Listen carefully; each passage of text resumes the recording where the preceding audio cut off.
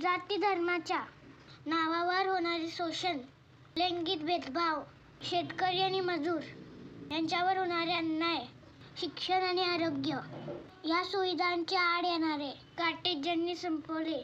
देशातील प्रत्येक व्यक्तीला आत्मसन्मानाने स्वतःचे आयुष्य जगण्याचा अधिकार आहे.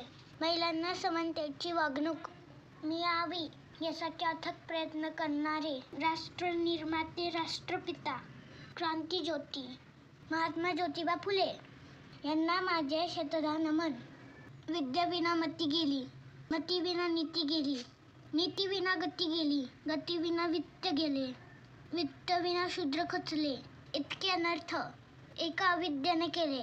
इतक्या सोप्या भाषेत जनसामान्यांना शिक्षणाचे महत्त्व पटवून दिले.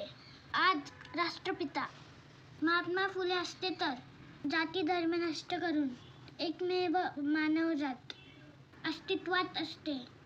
आज राष्ट्रपिता महात्मा फुले असते तर शिक्षणाचे व्यापारीकरण झाले नसते. महिलांना प्रत्येक ठिकाणी समान आरक्षण मिळाले असते. शेतकऱ्यावर होणाऱ्या अन्यायाविरोधात आंदोलन नक्कीच केले असते.